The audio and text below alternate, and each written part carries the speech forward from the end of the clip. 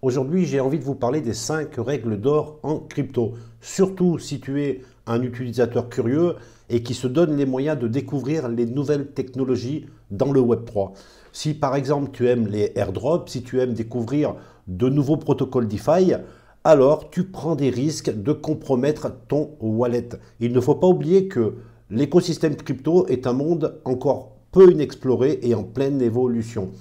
J'aime bien l'image que nous sommes dans la jungle, les pieds dans la boue et avec des pièges de partout. Donc la première règle, en tout cas, que je conseille, c'est d'avoir un compte principal.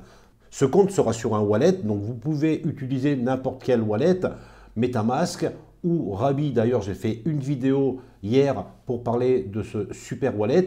Je vais quand même regarder MetaMask. Vous utilisez un compte sur MetaMask, donc vous créez votre wallet avec une seed phrase et c'est ce wallet qui va contenir votre plus gros pourcentage en valeur de vos tokens. Alors important, ce compte principal doit être absolument sécurisé par une clé Ledger. Donc vous installez ce nouveau wallet avec protection par clé Ledger. Alors surtout, cette règle numéro 1, c'est que ce compte principal ne sera jamais connecté avec les protocoles DeFi. Et ça, c'est vraiment la règle numéro 1. Le compte principal doit être votre coffre-fort sécurisé.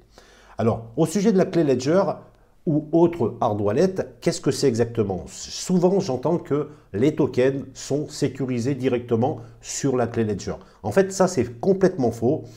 La différence d'avoir une Ledger ou pas, c'est juste par rapport à la seed phrase. Sans Ledger, la seed phrase est stockée directement dans le wallet sur votre ordinateur. Donc là, en l'état, ça serait sur MetaMask.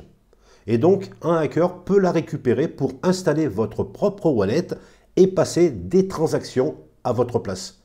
Et donc, il videra votre wallet rapidement.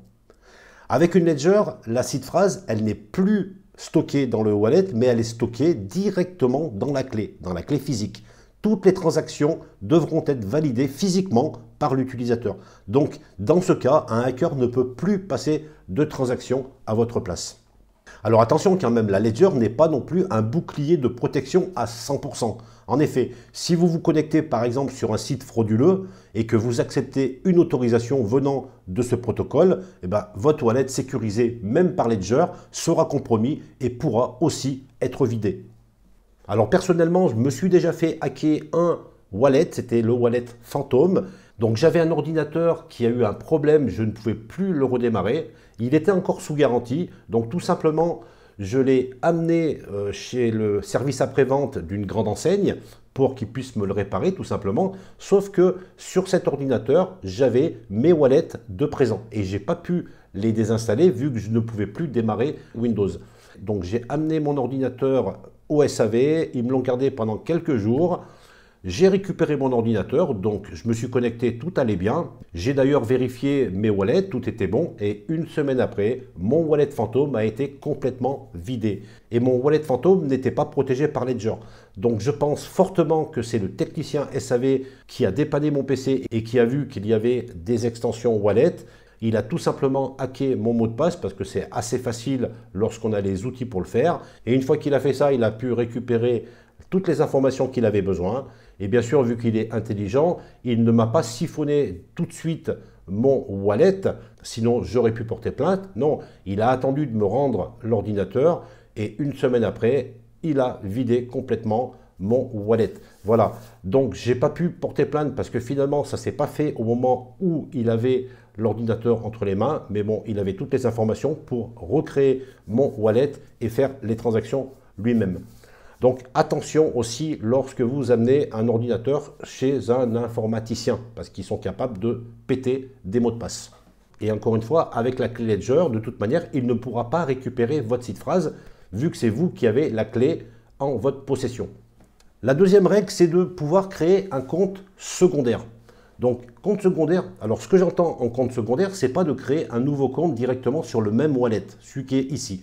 Là, on a dit que mon compte numéro 8, par exemple, c'était mon compte principal.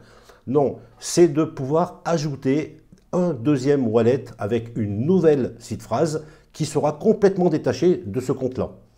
Malheureusement, Chrome n'accepte pas de créer 2 wallets en même temps. Par contre, vous pouvez créer plusieurs profils sur votre navigateur Chrome, par exemple, grâce à plusieurs comptes Google. Donc là, je vais pouvoir changer de compte Google par ici. Si je vais sur un autre compte Google, par exemple, celui-là, qui est complètement vierge, là, je vais pouvoir de nouveau ajouter une extension à Chrome et pouvoir créer un deuxième wallet complètement différent du premier. Et c'est ce wallet secondaire qui pourra être connecté au protocole DeFi. Il pourra servir aussi, pourquoi pas, pour les airdrops ou les testnets. Et de cette façon, votre compte principal ne sera jamais compromis. La troisième règle, c'est de scanner régulièrement vos wallets. Alors, il existe des utilitaires qui permettent de scanner vos wallets à la recherche d'éventuels problèmes de sécurité, qui font de la détection des URL de phishing, des draineurs de portefeuille, des contrats à révoquer, des signatures malveillantes, des extensions aussi malveillantes, etc., etc. Moi, personnellement, j'aime bien l'outil Wallet Guard qui est déjà très simple d'utilisation et très efficace. Il suffit de connecter son wallet à MetaMask, par exemple. On va demander de vérifier ce wallet. Bien sûr, il va y avoir des autorisations. On va lui donner l'autorisation de travailler. Donc, il va tout simplement faire un scan et me donner un rapport avec les alertes éventuelles. Donc là, on peut voir que sur ce wallet, j'ai 7 alertes qui ont été trouvées. Donc, c'est des alertes qui sont médium, mais bon, qu'il va falloir prendre en compte. Et il vous les affiche ici. Donc, à vous de voir si ces contrats sont à révoquer ou pas. Donc là, ce n'est pas des risques très dangereux, mais néanmoins, il faut quand même vérifier. Donc là, on peut très bien révoquer les différents contrats. Alors, quand on révoque un contrat, bien sûr, il va falloir quand même payer les frais de transaction de la blockchain. Mais en termes de sécurité, il ne faut pas hésiter, en tout cas si vous avez un doute. Et vous pouvez comme ça tester vos différents wallets ou vos différents comptes.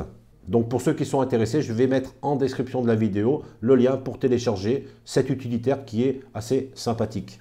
La quatrième règle, c'est attention aux liens de téléchargement, surtout pour vos wallets. Attention aux liens frauduleux qui sont trouvés via les moteurs de recherche. Si vous tapez le nom d'un protocole ou d'un wallet dans votre moteur de recherche, vous allez avoir des annonces redirigeant vers un faux site, par exemple un faux site de MetaMask. Et si vous saisissez votre phrase de récupération sur celui-ci, eh ben, vous pouvez être sûr de dire adieu à vos crypto-monnaies.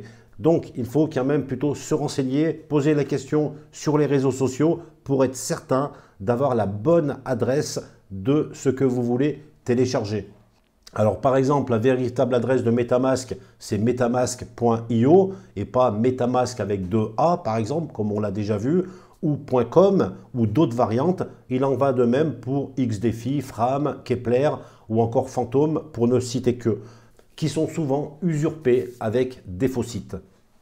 Pour la cinquième règle, je dirais ne pas toucher aux tokens sortis de nulle part. Quand on regarde nos adresses sur des explorateurs de blockchain, nous avons, je pense, à peu près toutes et tous des tokens en portefeuille dont on ne sait pas d'où ils sortent. La consigne est simple, n'y touchez pas. Ces tokens peuvent avoir une soi-disant valeur ou non d'ailleurs, mais bien souvent, ils ont tous le même but, siphonner votre compte. Par exemple, si vous cherchez à swapper ce token contre de l'ETH par exemple, vous allez utiliser un exchange décentralisé, soit vous allez utiliser le site du projet. Dans les deux cas, cela donnera une autorisation, sans s'en rendre compte, à un smart contract qui va vider votre compte. Alors faites très attention à ces tokens qui tombent du ciel. Voilà, j'aurais pu rajouter, je pense, d'autres règles, mais déjà, si vous faites ces 5 règles, vous allez limiter les risques, tout en sachant que le zéro risque n'existe pas en crypto-monnaie. Sur ce, pensez à liker cette vidéo, partagez-la, ça fait toujours plaisir. Et je vous dis à très vite pour de nouvelles vidéos sur la chaîne Tutok.